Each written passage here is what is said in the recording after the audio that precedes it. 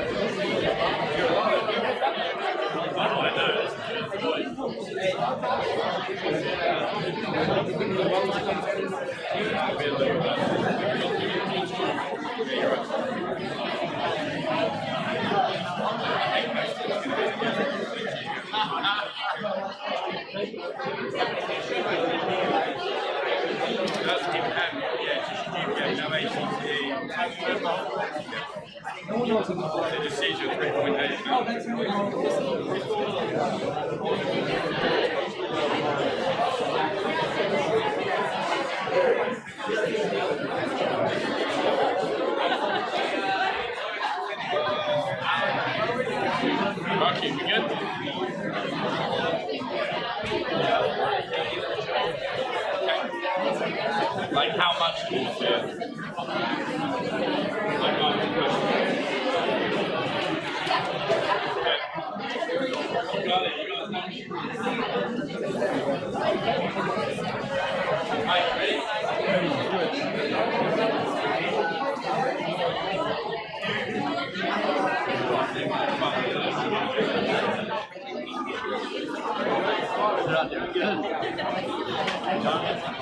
We made a room for you guys to sit down over there if you'd like.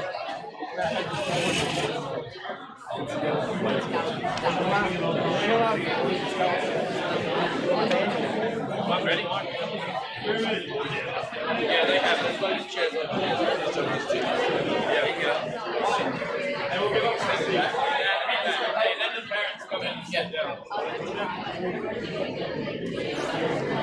Let the girls sit down. Parents, come on in, mom, dad, let's go. Have a seat. We're making some food for you guys. Now we're gonna stand up.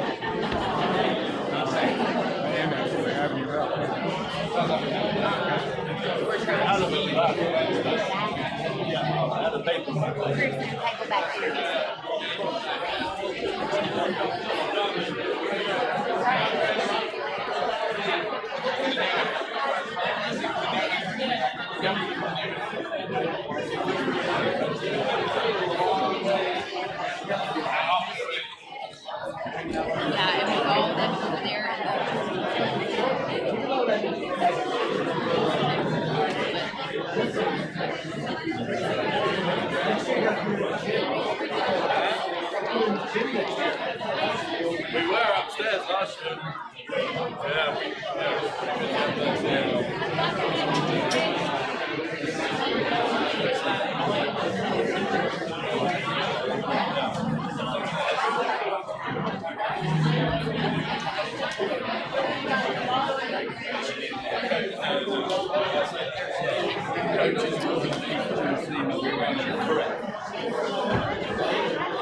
Alright, you ready, Ken?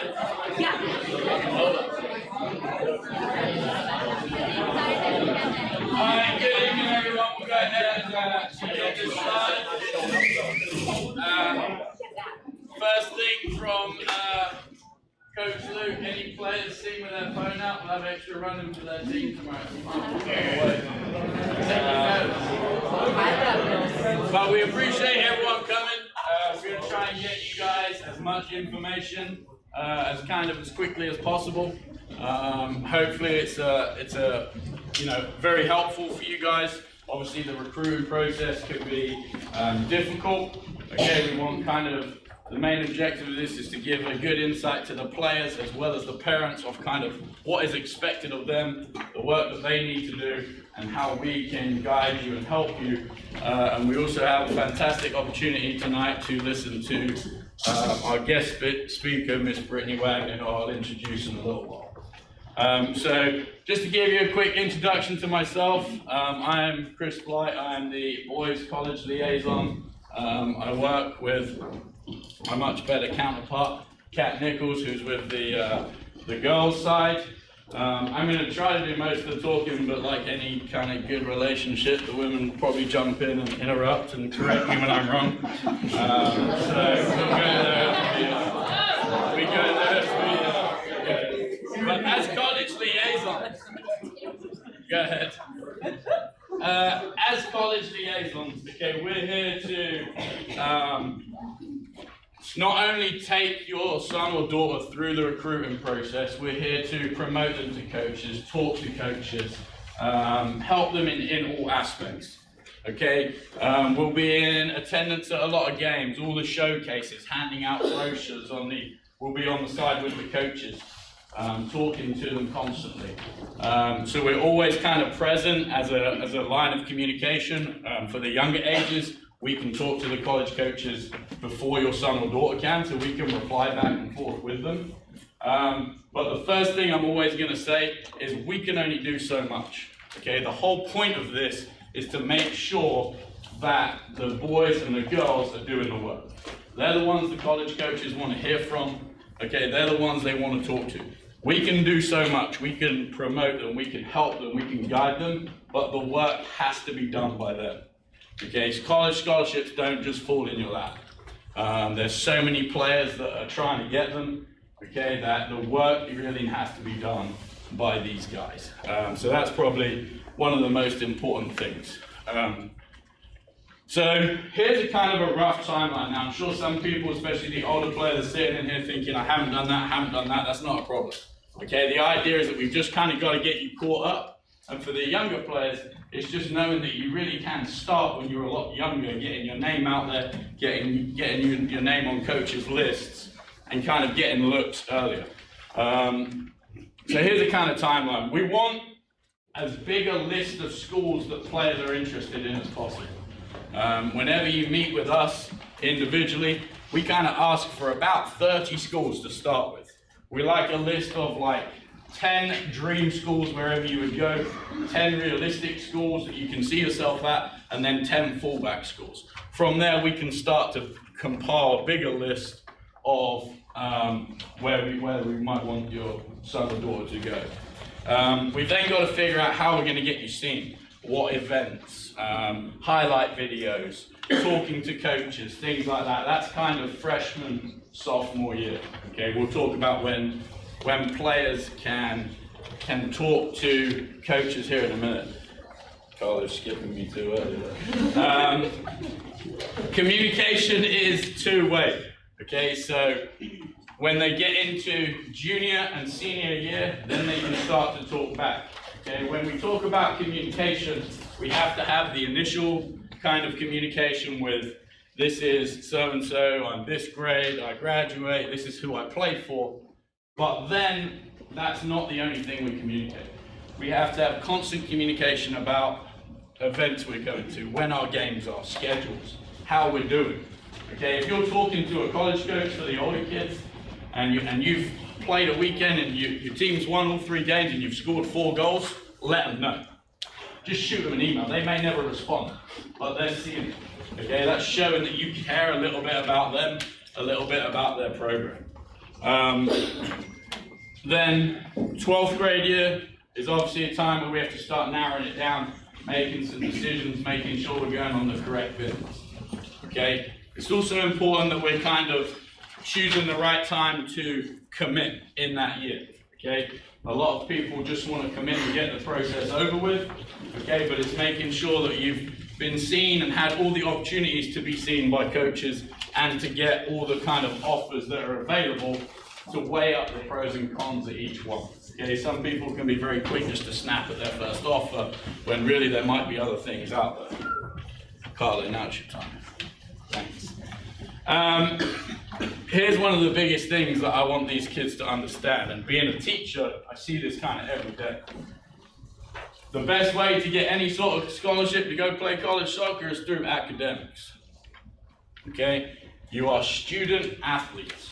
Okay? If you sit in a meeting with us and you say, oh, my GPA is 1.6, there's only so many places we can get you to go.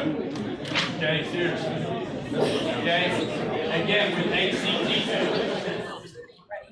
ACT scores, then we have to kind of figure out, where you can get into. So there's a number of different requirements. You have to have completed the 16 core classes, and then for those core classes, you have to have a minimum GPA of 2.3. So that takes out like your soccer class, your PE class, different things like that. Okay, so you might have a high GPA with those classes, but once you take those out, that's the GPA that they're using to get you NCAA eligible. Okay, so that's important that even in freshman year, in your first year of high school, and you think, oh, this doesn't really matter, it really does. Okay, it's a lot easier for it to go down than it is to get it up. So it's important that we are kind of keeping those up all the way through high school. Again, student athletes. Okay, a coach is going to be much more willing to talk to you, to give you a little bit of money if he can get you a lot of academic, because almost all the divisions now who can offer money can stack scholarships. Okay, so that's really, really important. The other thing is making sure that we're getting the SAT and ACT done. Okay, ACT is a prerequisite to go on visits. Especially official visits, and we'll talk a little bit more about that in a minute. Here's kind of a timeline. This changed actually at the start of this year. Before you could talk to Division I coaches later, but they changed it now to everyone can talk phone and email on June 15th of their junior year, going into their junior year. Okay, so that is when coaches can send you more than just like an invite to an ID camp. Okay, so when you're younger and you send a coach an email, you're probably getting back, thanks for my email, here's my ID camp. That's basically just them showing you that they've read the email and that they've seen it, because they cannot say any more than that. Okay, that's also the time when they can start to come talk to you at events and different things like that. So for the younger kids, okay, those dates are kind of important. And these dates become more important to make sure that we have like already sent people our resume, our highlight video, and different things like that, because we want them to see that before, so that when June 15th comes and they can talk to us, boom, we're right on. Okay, and then the communication is two-way. In terms of visits, okay, if you go to the next one actually, well, we'll come back to visits are in a minute. Highlight videos. Okay, highlight videos are a must. Okay, there are a lot of good videos out there, there are a lot of bad videos out there. Okay, when we look for highlight videos, okay, I was a college coach at AUM. If it didn't have my attention within the first minute or a minute and a half, I was on to the next video. Okay, so it's really important that when we're creating these, we're having a purpose. We've got to have something that's going to get their attention at the start, like a good goal or something like that. Okay, then we can build in the different elements. So we show different skills, range of passing, short and long, tackles, kind of dribbling, heading, whatever it may be for different positions. Okay, but it is a must that we have a highlight video. We have a lot of film from previous games, and I know a lot of high schools and stuff film as well.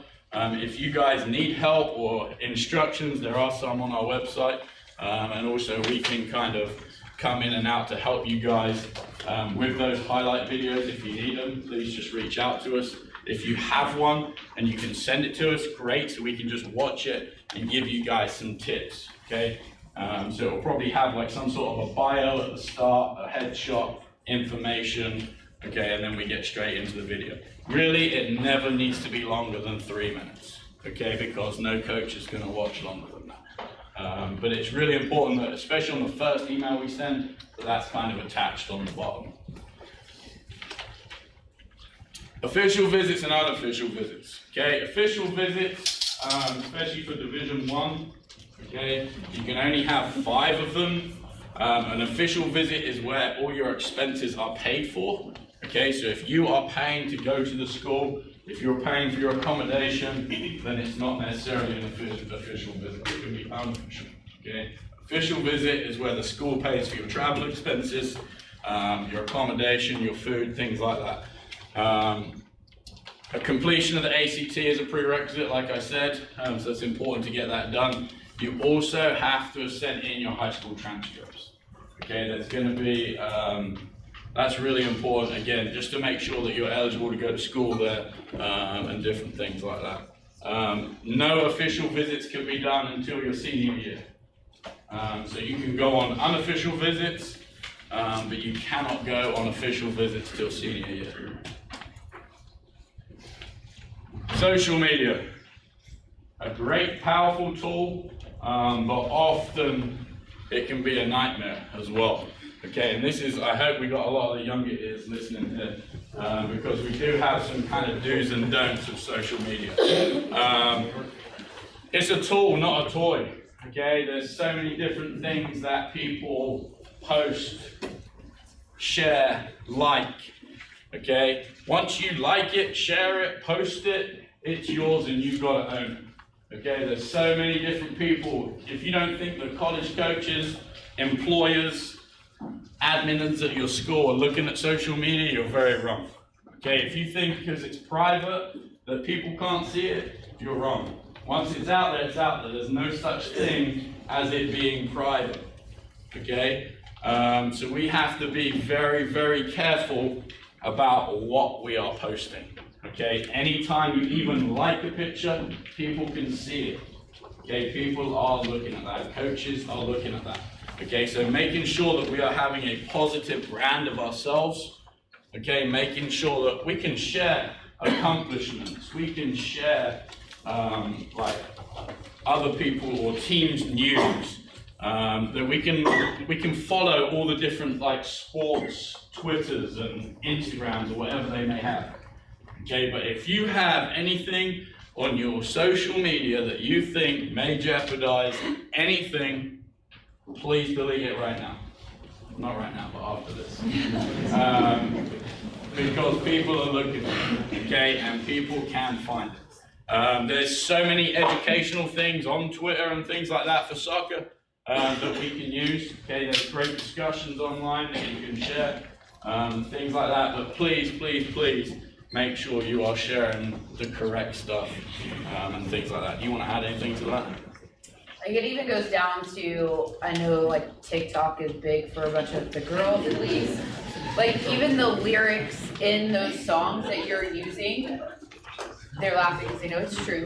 But the lyrics are important. Like if you have explicit lyrics that you think is no big deal and coaches see that, that's not the kind of kid they want in their program.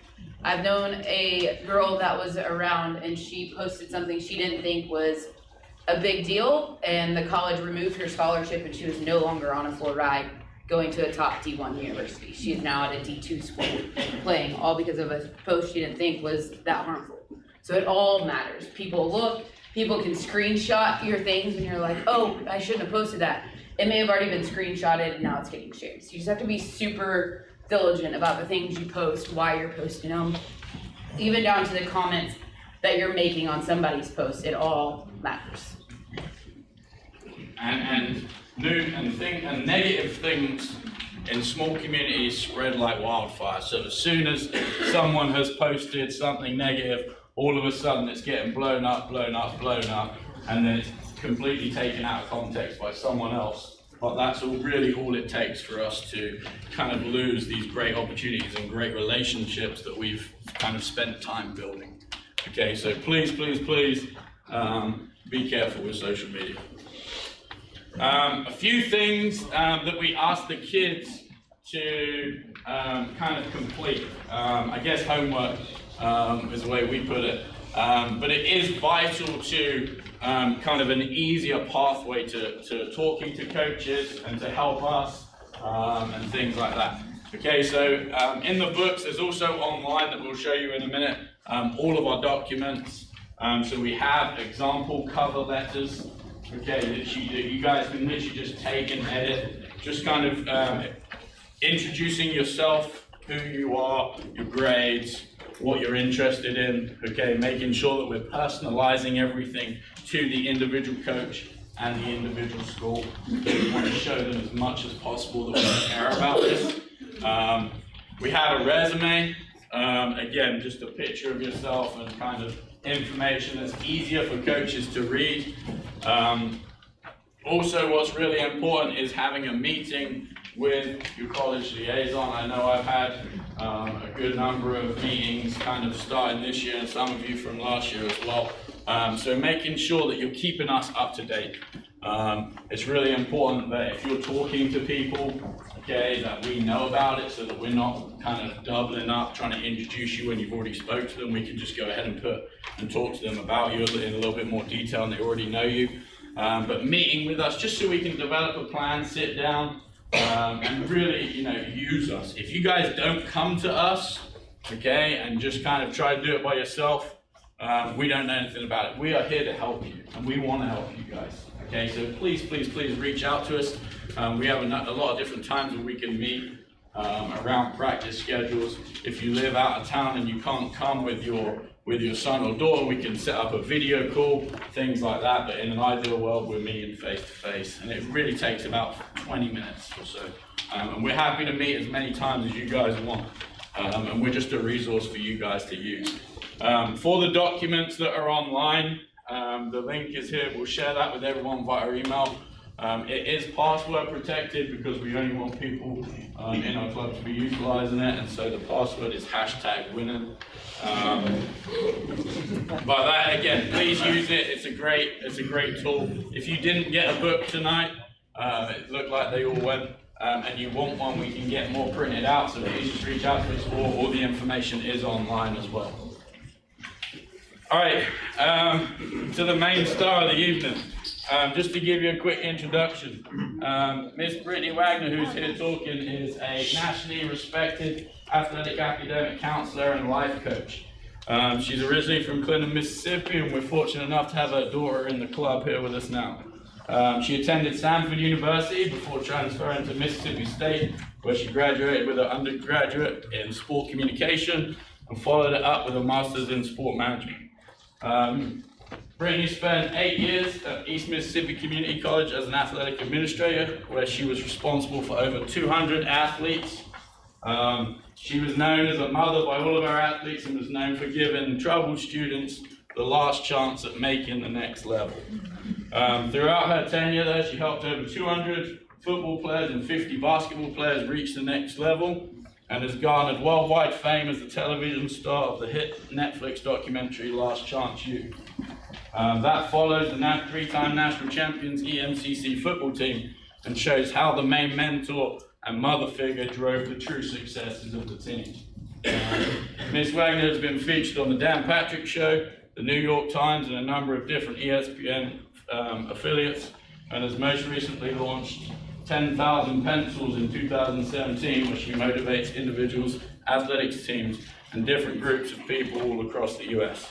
We're extremely fortunate to have her here this evening and listen to her inspiring stories, as many have already have. So will you please give a warm welcome to Ms. Wagner.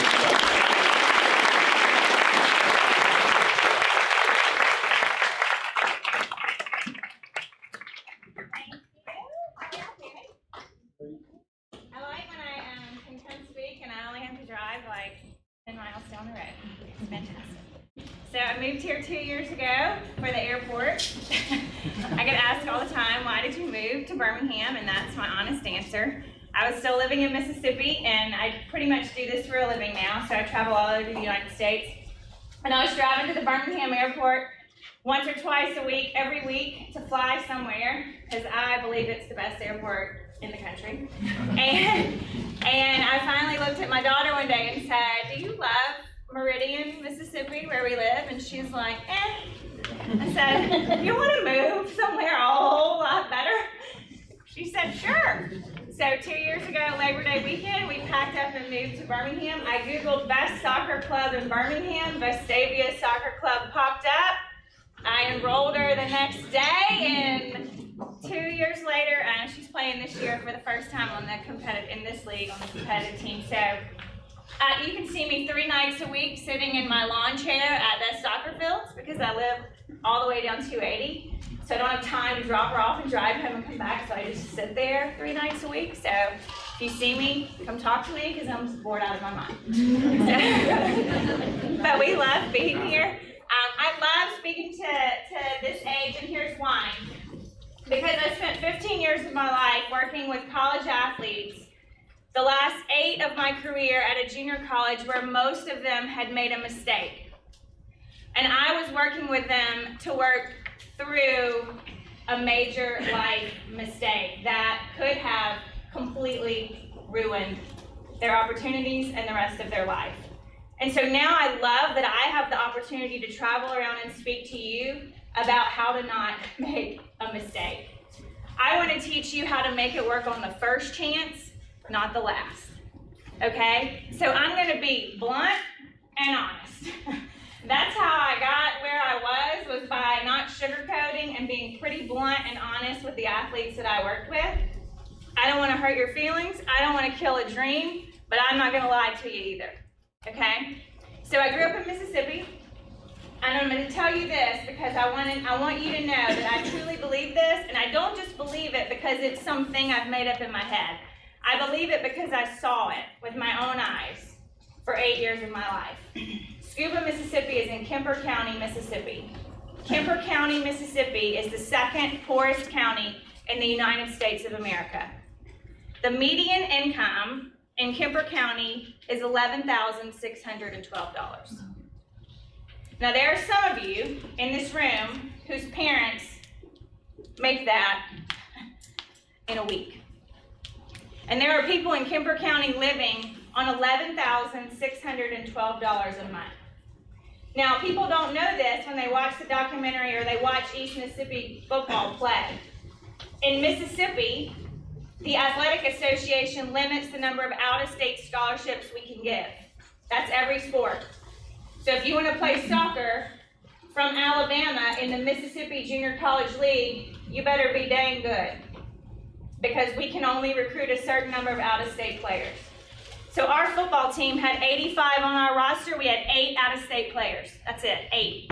We won a national championship competing against leagues who had unlimited out-of-staters. They could go get the best players from all over the country. We could only get 8. We won and played with guys from Kemper County, Mississippi.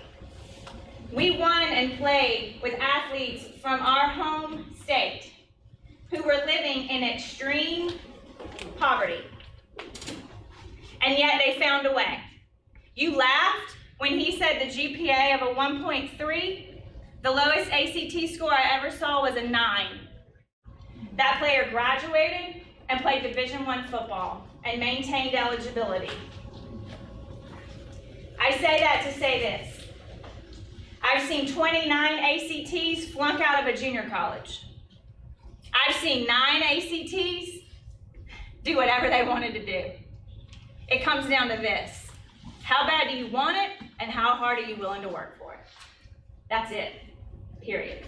I don't care where you came from. I don't care how much money you have. I don't care what kind of neighborhood you live in. I don't care what your last name is. I don't care what your parents do for a living. If you don't want it and you aren't willing to work for it, you won't get it.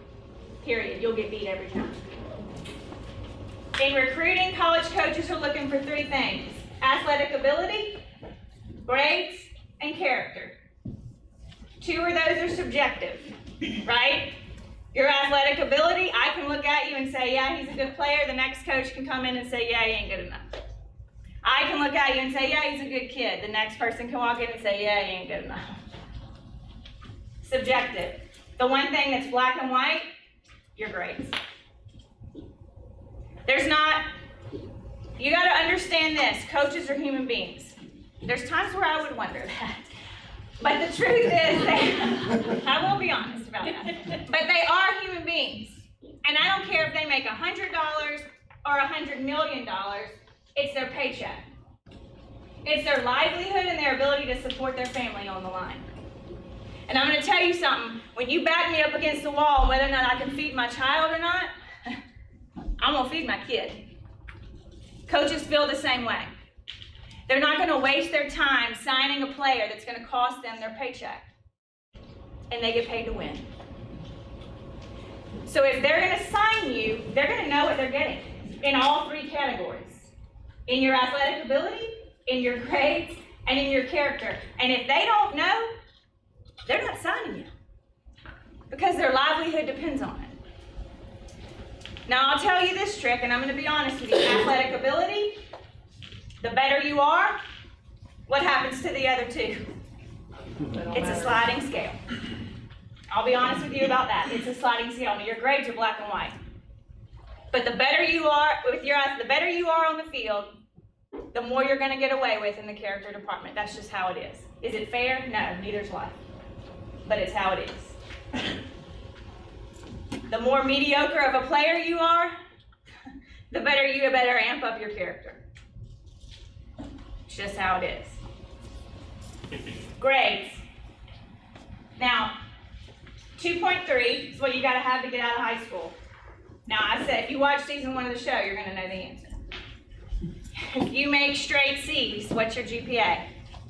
2.0. 2.0. Now, see, there's a lot of you, C is mediocre, right? We make a C, we're like, oh, the other day my daughter made one of her first C's, and I said, what is this? She said, oh, it's a C. They have this thing called Think Tank in the morning at Oak Mountain where they can go early to school and get tutoring. I said, well, tomorrow we will be going to Think Tank. She said, but why? It's a C. Because a C's a 2.0 and you ain't eligible, that's why. That's ingrained in my head forever and ever and ever. But if you go through your life making straight C's, you're ineligible. You don't have a 2.3. In life, if you go through life making straight C's, putting forth that medium effort, in a lot of things in life, you're not going to be eligible. Because medium effort doesn't really cut it a whole lot of times anymore. So let's talk a little bit more specifically about grades. He touched on a lot of it. A couple things that I just wanted to talk about that he didn't say is clearinghouse. I saw so many junior college players that would come in, and let's be honest about junior college. Not all junior college players are in junior college because their grades aren't good or because they're in trouble. There's a whole lot of junior college athletes that are in junior college because it was an opportunity, and they took it. But I saw a lot of junior college players that had never registered with the clearinghouse.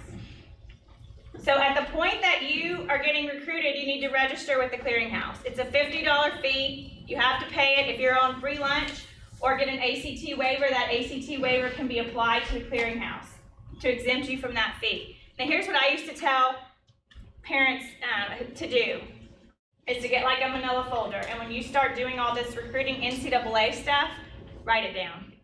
Because if you register your son or daughter for the clearinghouse when they're a sophomore, they're gonna be a freshman in college, and I'm gonna call you and go, do you remember the email address that you used in the login and password for the clearinghouse account? And you're gonna go, wait, what?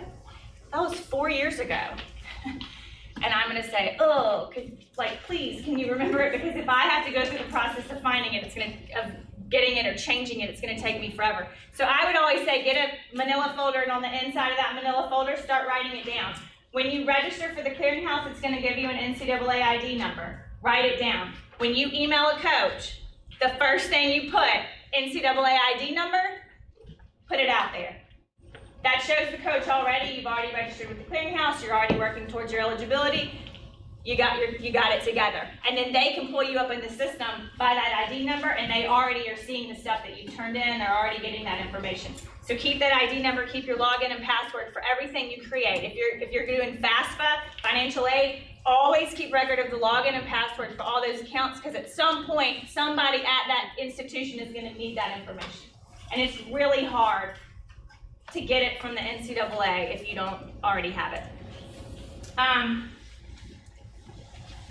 When you take the ACT, again, remember where you sent it. There's so many athletes who take it and then they send it to the schools, and then they don't know, they forgot where they sent it. And so you're like, well, did you send us your ACT? Oh, I don't remember if I sent it to you or not. I thought about sending it to you, but I don't know if I sent it to you. So write down where you're sending it each time so that you can keep track of where those are going. So another thing that I would find a lot of times is that athletes wouldn't know if they're a qualifier or non-qualifier. Now here's the important thing about that.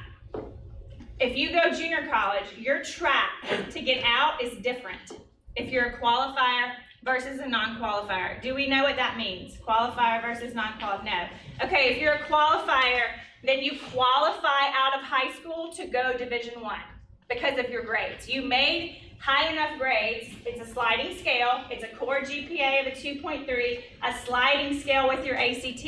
So just like the athletic ability and the character, the higher your core GPA, the lower your ACT can be. It's a sliding scale. The higher your ACT, the lower your core GPA can be in order for you to be Division I eligible.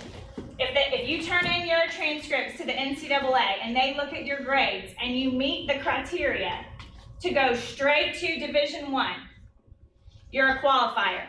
You qualified out of high school. If you do not meet that criteria, if either your ACT or your GPA is too low, you're a non-qualifier. You cannot go straight to Division I.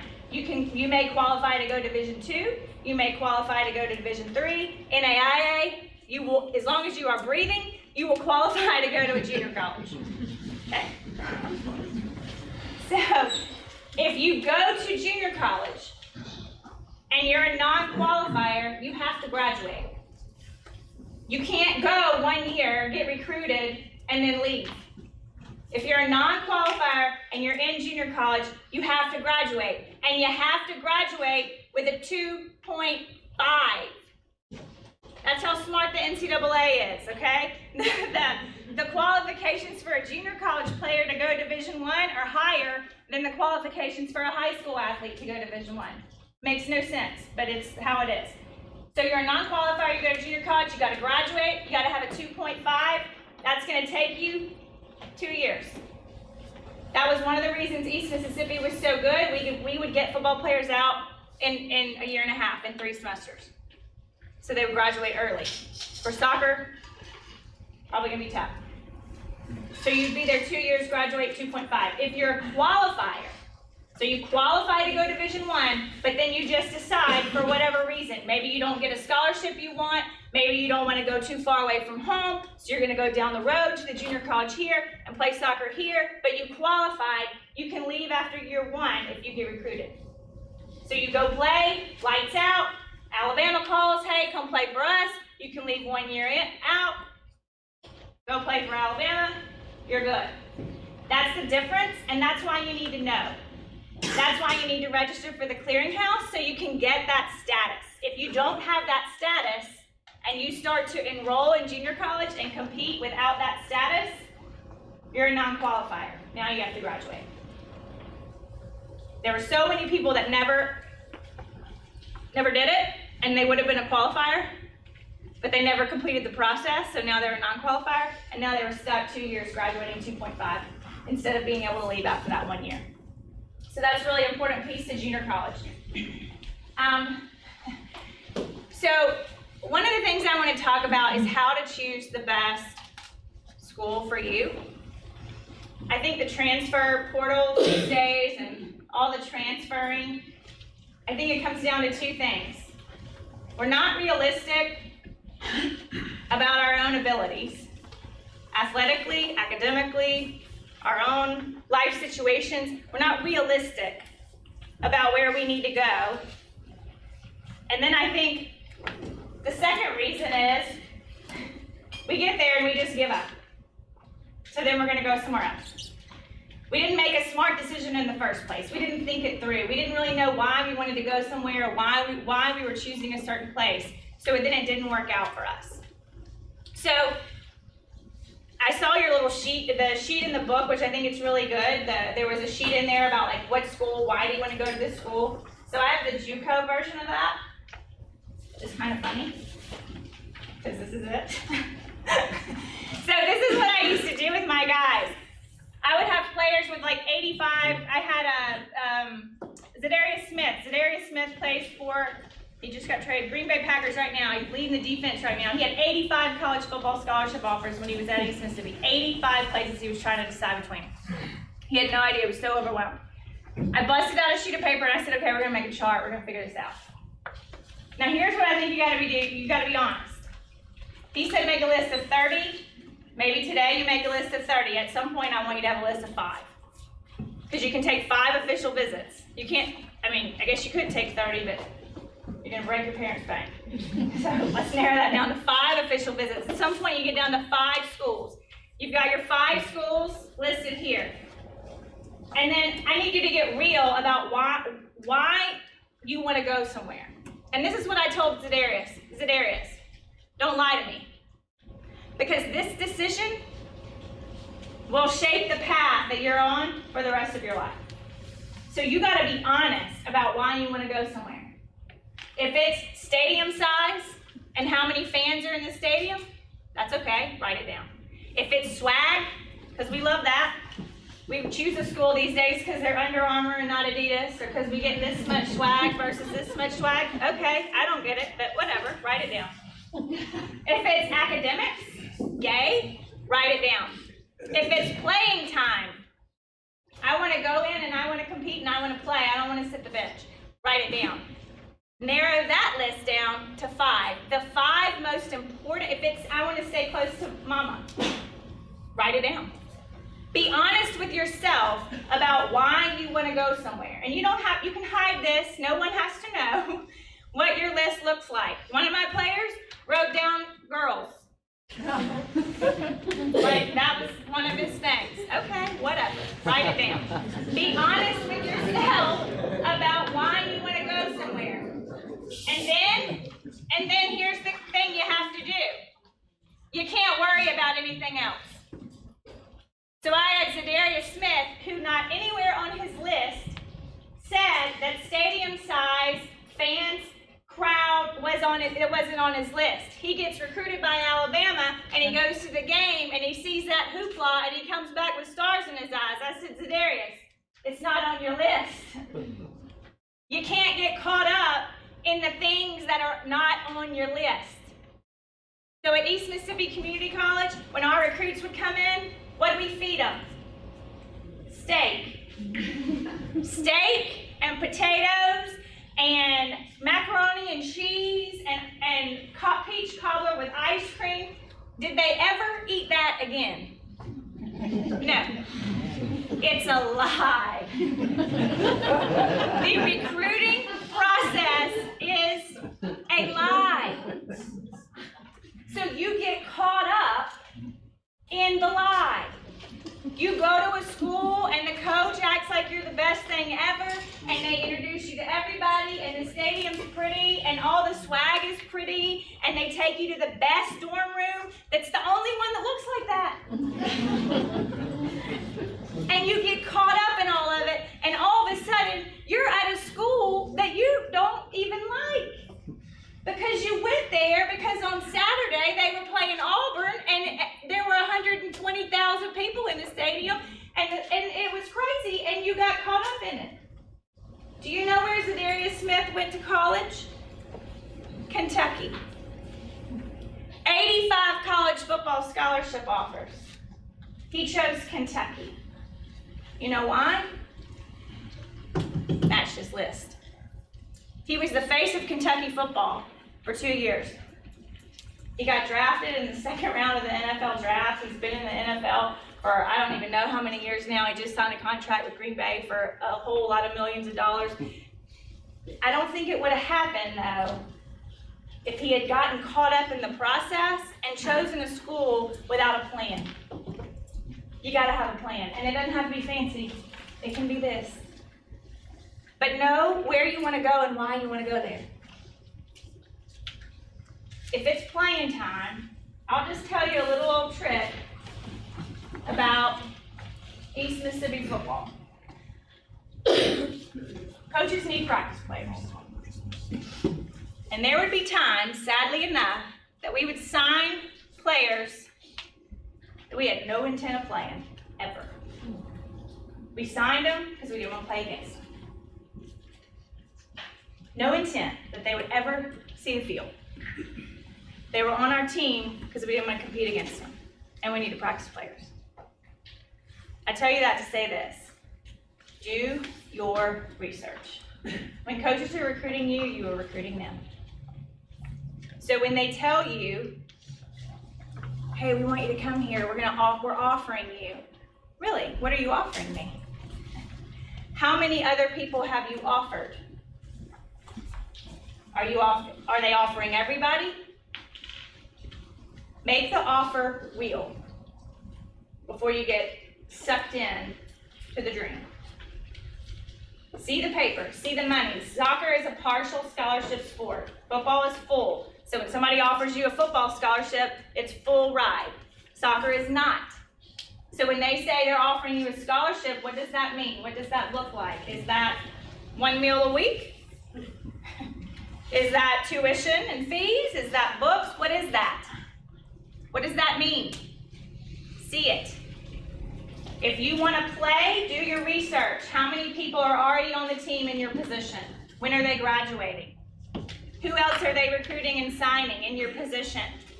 Do your research and be smart about where you're going. Everyone can't play the Power 5. I know we all want to. Everyone can't. There are other opportunities out there. Now I'll say this about myself.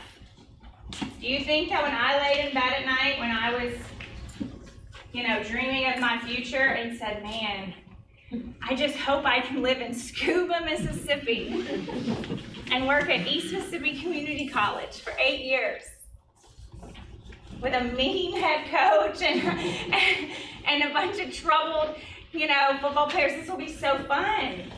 If it got kicked out, I can't wait. I can't wait to do that. That's my dream, and I'll get paid nothing.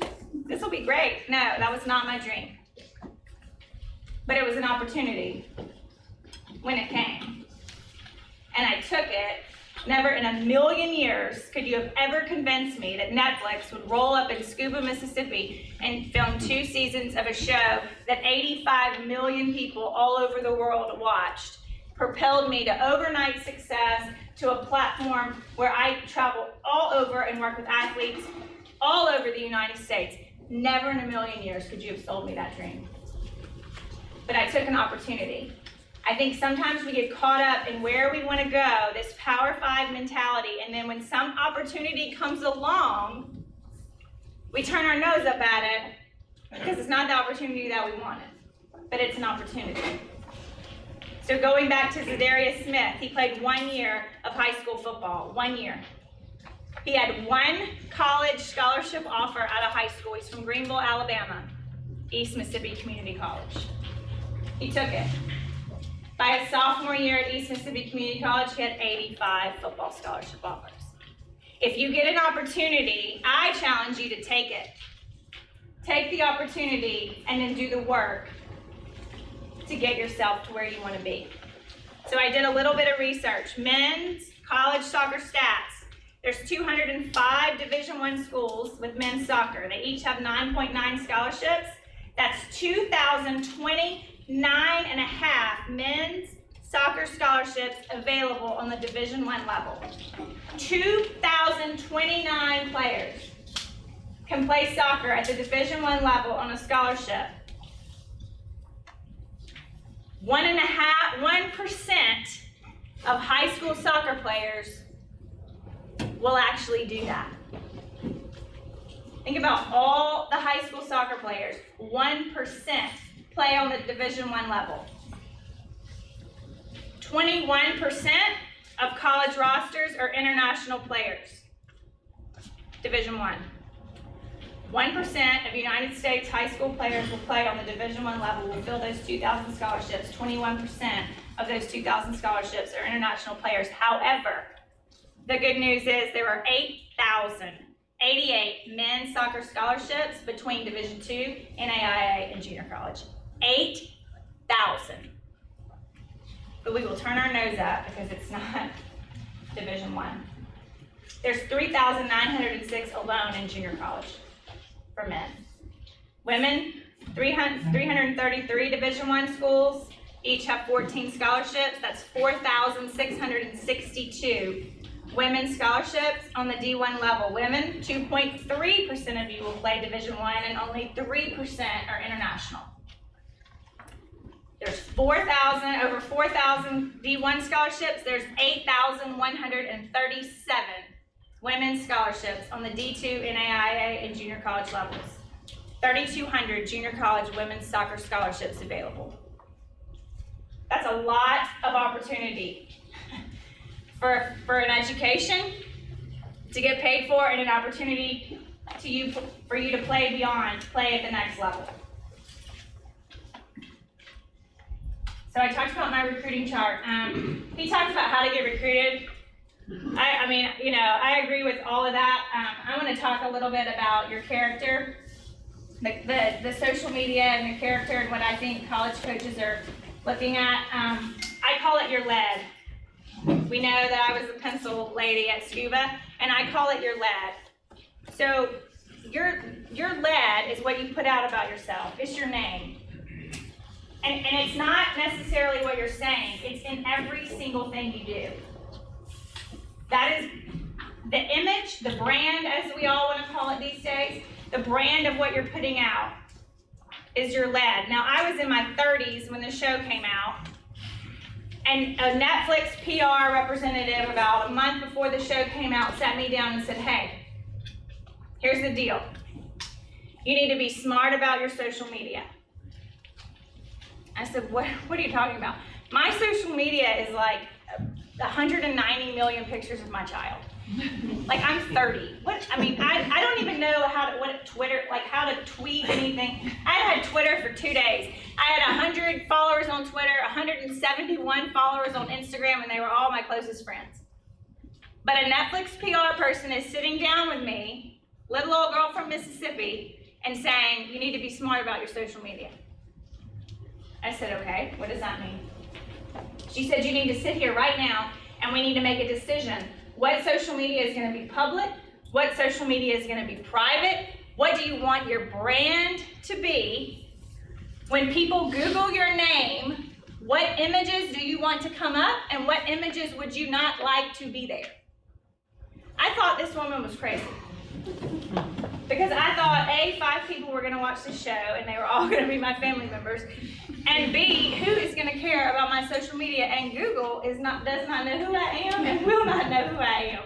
So I thought, this woman has lost her mind. But I didn't.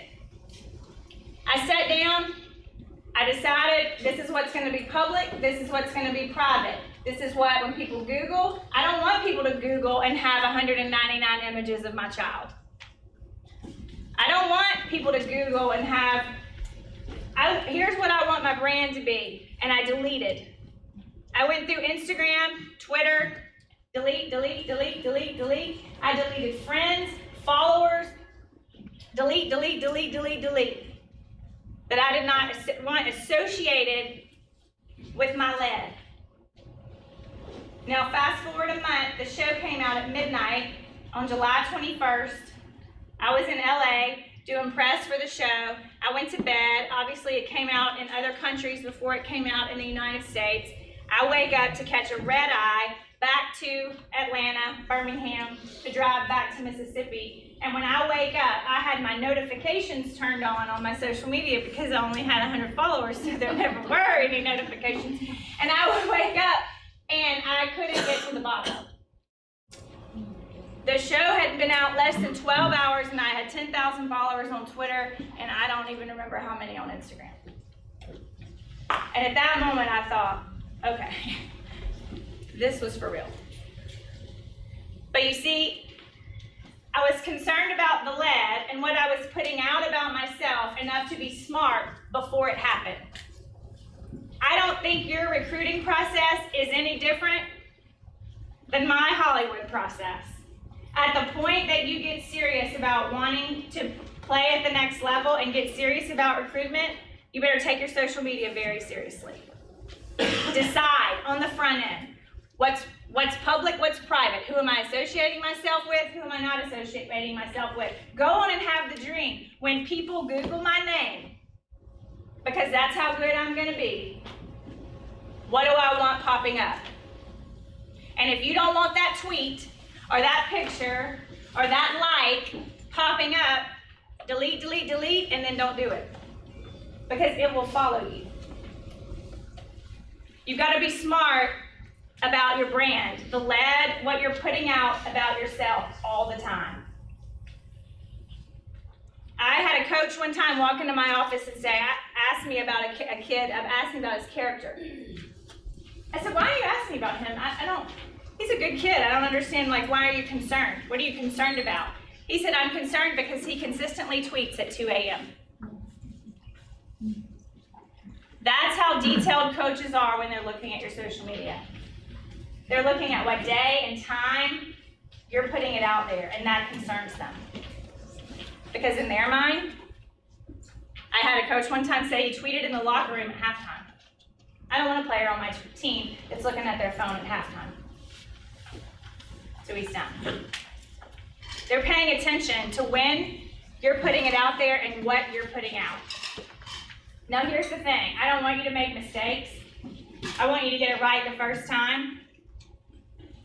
But I believe the entire reason that an eraser exists on the end of a pencil is because it's inevitable. Everybody's gonna make mistakes. So here's what I'm gonna say to you about those mistakes. They don't define you. That is not who you are. Does not define the type of person that you are. It defines a moment of weakness where you made a mistake, and that's it. When you're in class and you make a mistake, you erase, you blow the particles off the paper, and you're done with it. But for some reason in life, when we make a mistake, we're gonna hold on to it. And we're gonna let it define us, we're gonna let it hold us down, and then we're gonna hold it against everybody else too. So if somebody else makes a mistake, we're holding it against them. Let it go. You make a mistake, erase, flip it over, make it right, and move on. Do not let your mistakes define you. Be smart. If you watched season 2 of the show, you saw Dakota Allen in a split second, in a text message. In a text message over 2 seconds, he made a decision to get out of his dorm room, go with his buddies. Next thing he knew, armed robbery, he's in jail. He was a 4.0 engineering student at Texas Tech. 4.0. A in Calculus 2. And he made a mistake. And now he's at a junior college in Mississippi with everything taken away from him. I will tell you this, because of that incident, he got one offer. Led the country in tackles as a linebacker. He got one offer out of our place, and it was to go back to Texas Tech. Ole Miss came in to recruit him. They wanted him. Coach said, I can't take him. I can't take him. I can't take him because of that mistake. You have got to be smart about who you're hanging out with and the decisions that you're making on a daily basis. He got drafted in the 7th round. Everybody said if he hadn't have made that mistake, he would have gone in the 4th. Got to be smart about what you're doing. Last thing I want to say is never give up. Look, if these players from Kemper County, Mississippi can overcome a 9 ACT, extreme poverty. You saw Ronald Ollie, you heard his story, watching his father shoot his mother and then turn the gun on himself at 5 years old. He's homeless, has no dream for his life at all. And he overcomes all of that to create a life for himself. If those players can do that, then I can't imagine what players in this room and the rest of Vestavia Soccer Club can do. With the support, with the coaching, I can't imagine what we can do if we put forth the effort. I want to tell you this last story. I was in Detroit, Michigan. I worked with a school right outside of 8 Mile, Detroit. And in 8 Mile, Detroit, you can imagine what that looks like.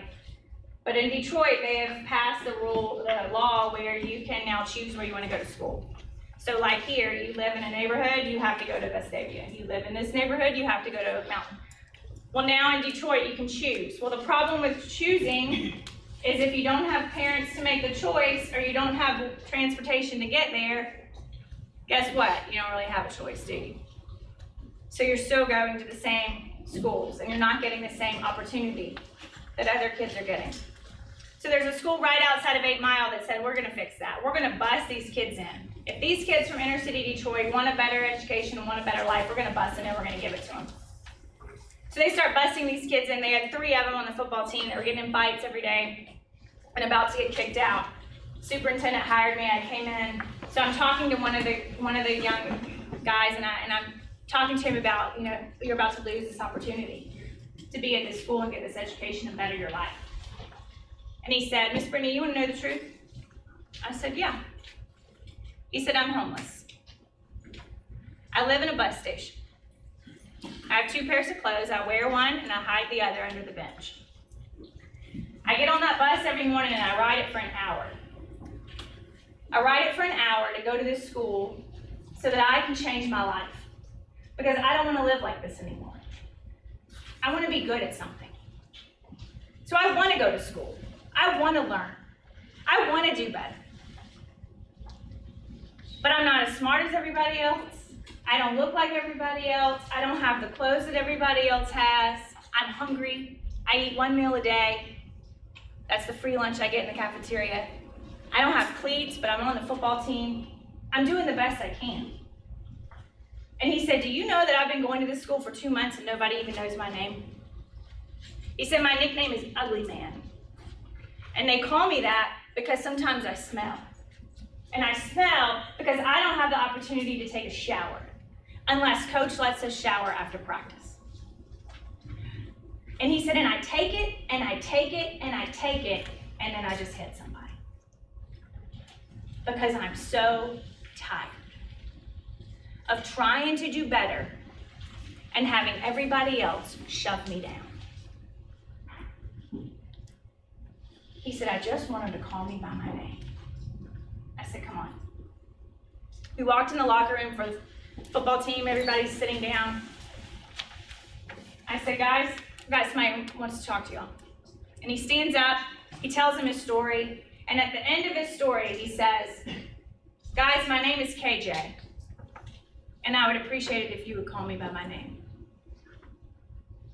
At that moment, the team got up, rallied around him. The captain of the football team said, KJ will never treat you like that again. He got cleats. People were giving him his shirts off his back. He never slept in that bus station again. He graduated from that high school after they played 2 years in a row for the Michigan State Championship. And he's now in college. Now here's the deal. This may be Vestavia Hills, Alabama. There's KJs in this room.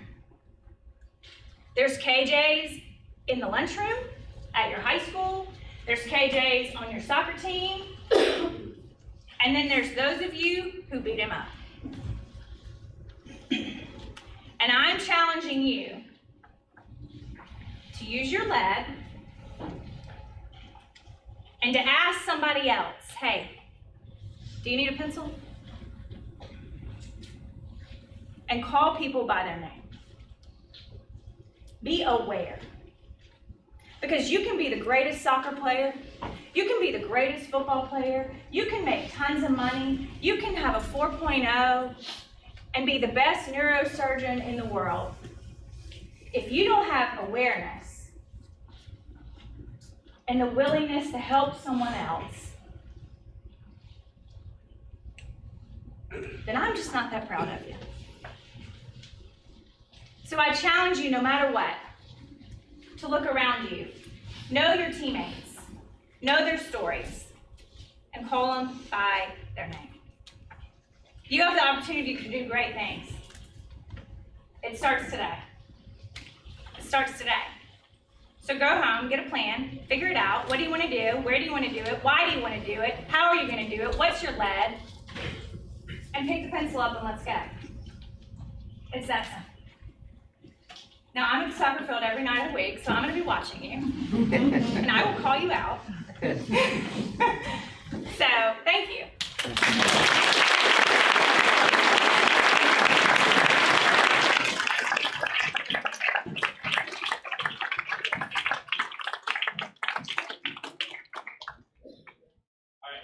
Incredible insight from someone who has experienced so many different levels of different things. So thank you to Ms. Brittany for coming this evening. We got one more little thing we want to talk about and then we'll take some questions.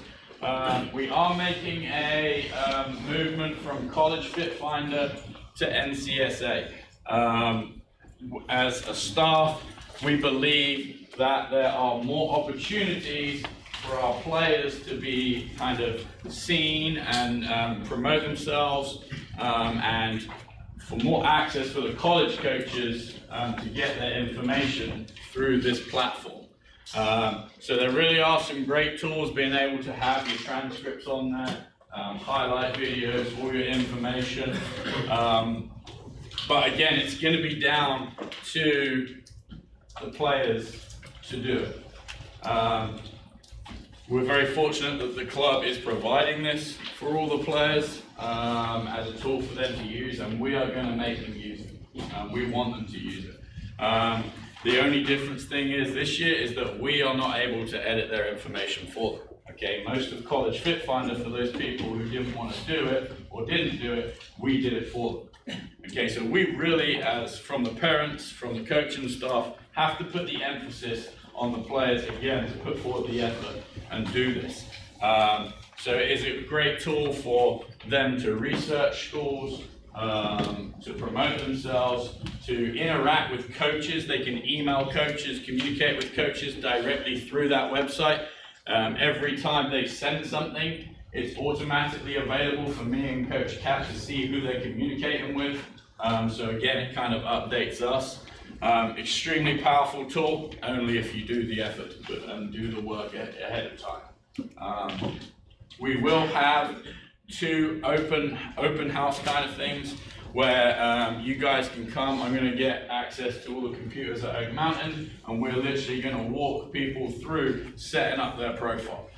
We'll send out some sign-up sheets. It'll be Monday night next week and the week after from 6:30 to 8:30. We'll email out all the information. But we really want as many people as possible to come so that we can get your profiles up to date. We can help you with anything that you need with that. We're also going to try to get a conference call that people can also sign into to watch it and complete it. But again, we're going to be pushing you, the players, to make sure that they get what they need to complete it. But again, a huge tool. Thankful that the club has given us the opportunity to use it, and it's something that we really want to use because it does benefit. Anything you want to add? So everybody should have gotten an email by now from the NCSA website that links your profile with us. If you have not accepted, you need to go in and accept it, because as we're doing college brochures, if you're not there, you're not on the brochure. So if you want to be recruited and you haven't accepted and you haven't done your profile, you will not be on one of the college brochures. So it's highly important that we're getting this done so that you can get recruited and get to places you want to be. A cool part about it is that you can go in and select what region of the country you want to be in. You can select Northeast, Southeast, Midwest, wherever you want to be, and then you can find things about the schools you like. Do you want to be rural? Do you want to be suburban? Do you want a religious affiliate? And it'll start narrowing down schools, and you can put in majors that you're interested in, and it'll match you with schools and give you a percent match that you are 85% matched with this school because they have these qualities you're looking for, or you're a 1% match, but this is your dream school. You're not even matched with it based on the criteria you put in. So it's a really good tool that we really want y'all to use and to do at the best of your ability. Obviously, we'll be here to help you through it. There's a helpline on there if you have questions and you can't get Coach Chris or I that can help you through it, but make sure y'all are using it. We'd love all those invitations accepted within today or tomorrow. It really takes 10 seconds for them to check their email and accept it. So we'll be following up with coaches who haven't, with players who haven't accepted it through their coaches. Yeah? Yep. All right, any questions? Yes? If I don't have a handbook, because I got here a little late, what can I tell you? We can get some more printed and get them out to the field. It's also online with the college prep tab online. It's all there. But again, we will get some more printed out and get them out to you. So if you didn't get one and you'd like one, please just shoot me an email and I'll make sure that we get it delivered to your coach, printed for you guys. I have a question. Yes. I did the website today. Okay. It gives you an option to choose club or high school on what your primary affiliation is. What if you do both? Select club right now, and then I think you're able to change that to high school when we get to high school season. But for right now, select your club as your affiliation. Any other questions? Because also, then we can get easier access to them through club affiliation. Any other questions? Actually, I have one. Yeah. For all the emails when we use College Fit Finder, in the communications we had, is that just gone? It is not gone yet, no. I would, if you have been communicating through College Fit Finder, I would just go in and either forward email chains that you've already got to yourself to a different email or something like that, or just take note of the coach's emails that you've already been communicating with. And then as soon as you have your profile up and going, I would just forward it to those coaches so that they are able to see this profile as well. And we're going to make sure that we have all the brochures and kind of have updated the coaches that we've been talking to as well. Okay. With our new team profiles. Any other questions? Yeah. If you already have if you already communicating with coaches, what should we do now? Keep the communication going. Okay, it can't just be one email and you're done. Okay, I always tell players that the coaching world is a very small world. Okay, even if you don't think you want to go to that school, keep the communication with the coaches, with the administrators that you're talking to at those schools, because you really never know where they're going to end up. Okay, this coach may love you, may not want to go there, that's fine. Okay, but keep the communication open because you never know where they're going to end up. So again, keeping them updated on how you're doing, how your team's doing, okay, different things like that is really important. They like to know that you guys care about their program too. Okay, so make that known. Okay, personalize everything and just keep the constant communication going. Anything else? Yeah. I apologize if this is a dumb question because You mentioned that they can't contact the children, the boys and girls can't contact schools until June 15th after their sophomore year. The boys, Schools can contact the players can contact them. So that's actually what I wanted to be clear on. Hypothetically, you're in a tournament that happens to be within 30, 40 miles of a school that your son or daughter is interested in. Yep. Can you reach out to them and say, we're going to be in the area? You can reach out to them as many times as you want. The only information they can send back to people who are younger than juniors is ID camp stuff. So that's basically them saying, hey, I've read your email, I've seen it. He can't say to you, hey, I'm coming out this weekend, I'll see you there. But can you say, we'd love to see the facilities, like say our club team is going to be in the area? He still can't invite you onto campus or anything like that's what I wanted to know. that. You can go, but they can't communicate with the coach. You can't talk to him. Even if you bump into him or something, he's probably not going to talk to you because it is a recruiting That's violation. what I want to know. Thank you. So yeah, so you can contact them as much as you like. They can't contact you until June 15th, junior year. Any other questions?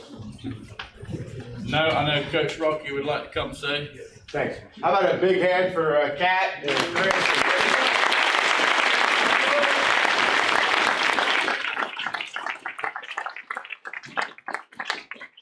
Three quick things. First, not sure you want to play, you don't think you want to play, whatever, don't decide right now. Go through these steps. Give yourself the option. So it's April of your senior year, so you're still trying to figure it out. You might decide to play somewhere. We've had 5, 10, 15 kids in the last 5 years get deals or decide to go somewhere at the very last second. All right, so I don't want to play soccer. I want to go to sorority. I know you probably did. All right, but keep an open mind. You don't know. And so when you come down to it, it's like, well, I'm either going to go to Alabama and be in the sorority, or I'm going to go to East Tennessee State and play soccer. Fine, but at least you have the choice between the two, as opposed to just slamming the door now. And especially on the girls' side, we've seen so many girls decide not to play that could have gotten really good offers, which is fine. All we want you to do is be happy and successful. But keep the options open until late through your senior year. And you do that by going through these steps. All right? Second, if you have questions, if you're really serious about this, it doesn't matter if you're on black 1 or white 3. Call these guys. Sit down with them. That's their job. They're getting paid by our soccer club to be our college liaisons.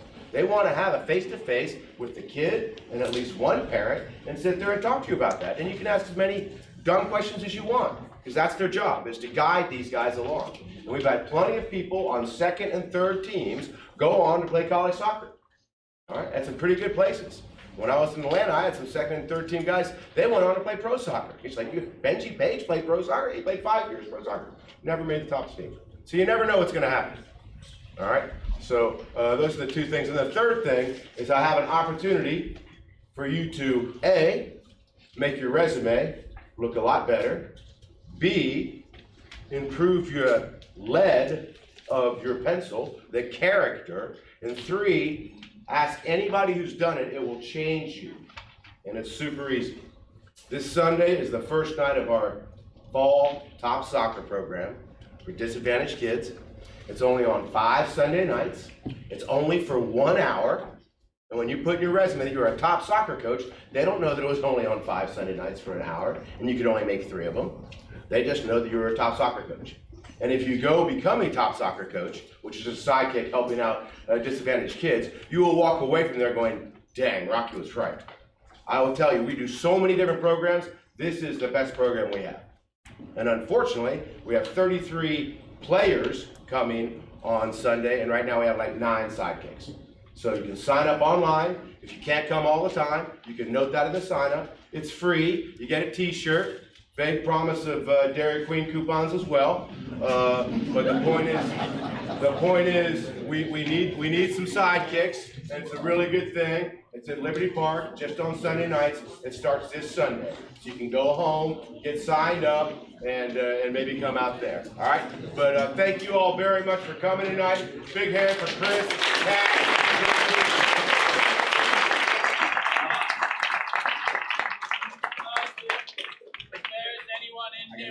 We get so many emails from people. If we haven't met you, either Kat or myself, or you want to introduce yourself, please come and introduce yourself. We'll be around. Where's the rest of our team? Where's the rest of our team? Coach Luke, we were here. Yeah, I was here. You saw me.